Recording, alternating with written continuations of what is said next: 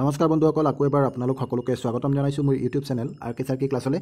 আজি Assam state election কমিশ্যনৰ ফালৰ পৰা এটি অতি গুৰুত্বপূৰ্ণ নটিফিকেশ্যন আহি গৈছে আৰু এই নটিফিকেশ্যনটো আমাৰ পঞ্চায়ত ইলেকশ্যনৰ ডেট লৈ পেলাই পঞ্চায়ত ইলেকশ্যন ঘোষণা কৰা হৈ গৈছে অলৰেডি। আৰু এই পঞ্চায়ত ইলেকশ্যন কেতিয়াৰ পৰা ঘোষণা কৰিছে, আজি 2 তাৰিখ ইয়াত ডেটটো দি দিছে যে এই 2 তাৰিখৰ পৰাই আমাৰ নটিফিকেশ্যন জাৰি কৰা হৈছে। আৰু তাৰ লগে লগে আমাৰ মডেল কোড অফ কণ্ডাক্ট যোনটো এইটো লাগু হৈ গৈছে, কিয়নো যেতিয়াই নটিফিকেশ্যন দিয়ে তেতিয়াৰ পৰাই মডেল কোড অফ কণ্ডাক্টটো লাগু হৈ যায়। এতিয়া আমাৰ ইয়াত মন কৰিবলগীয়া কেইবাটাও কথা আছে এই নটিফিকেশ্যনটোত।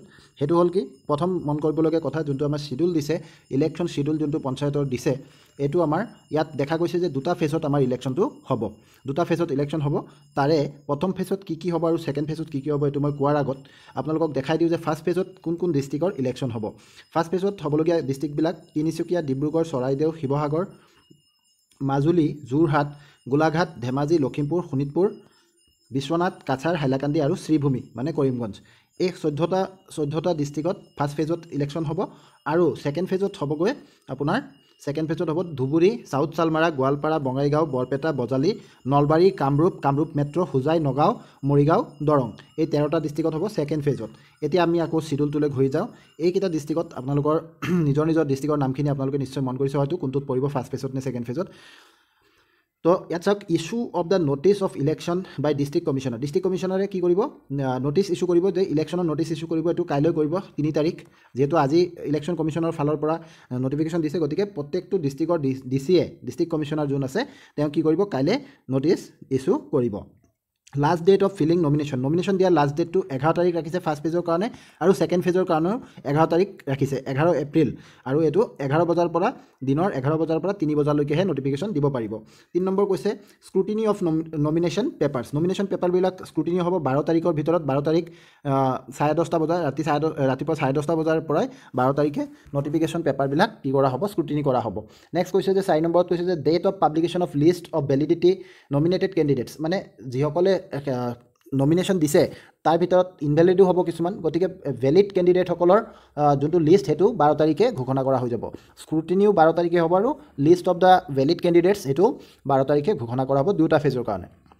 যদি কোনোবাই উইথড্ৰল কৰিব বিচাৰে নিজৰ কেণ্ডিডেটছৰ, তেতিয়াহ'লে তেওঁলোকে up to 3 PM 17 April up to 3 PM তেওঁলোকে কি কৰিব পাৰিব, উইথড্ৰ কৰিব পাৰিব। তাৰপিছত কৈছে date of publication of list of contesting candidates. কোনে কণ্টেষ্ট কৰি আছে, ভেলিড কেণ্ডিডেটৰ কোনে কণ্টেষ্ট কৰি আছে, উইথড্ৰ কৰা নাই বা কণ্টেষ্ট কৰি আছে, তেওঁলোকৰ যোনটো লিষ্ট এইটো 17 তাৰিখে 3টা বজাৰ পিছত ঘোষণা কৰা হৈ যাব। 17 তাৰিখে এইকেইটা কাম হ'ব। এতিয়া আহি গ'ল মেইন কাহিনী, ডেট এণ্ড টাইম অফ পল কেতিয়া হ'ব। ফাৰ্ষ্ট ফেজত যিকেইটা ডিষ্ট্ৰিক্ট আছিলে, সেইকেইটা ডিষ্ট্ৰিক্টত 2 মে'ত 7:30 পৰা 4:30লৈকে পল হ'ব, ইলেকশ্যনৰ ভোট হ'ব, ভোটিং ডে এইটো। আৰু ছেকেণ্ড ফেজত 7 মে' মাহৰ 7 তাৰিখেহে ভোটিং হ'ব। এতিয়া কৈছে যে date and time of repoll if any. যদি কোনোবা ডিষ্ট্ৰিক্টত ৰিপল কৰিবলগীয়া থাকে, এনেকুৱা যদি পৰিস্থিতিৰ উদ্ভাৱন হয় যে ৰিপল কৰিব লাগে, ক'ৰবাত কিবা যদি খেলি মেলি হয়, তেতিয়াহ'লে এটা দিন তেওঁলোকে ৰিজাৰ্ভ ডে হিচাপে ৰাখিছে। ফাৰ্ষ্ট ফেজৰ কাৰণে য'ত নেকি 2 তাৰিখে পল হৈছিলে, তাত ৰিপলৰ কাৰণে 4 তাৰিখ দিনটো ধাৰ্য কৰা হৈছে। আৰু 7 তাৰিখে ছেকেণ্ড ফেজৰ কাৰণে য'ত পল হৈছিলে, তাত 9 তাৰিখ দিনটো ৰিপলৰ কাৰণে ৰখা হৈছে।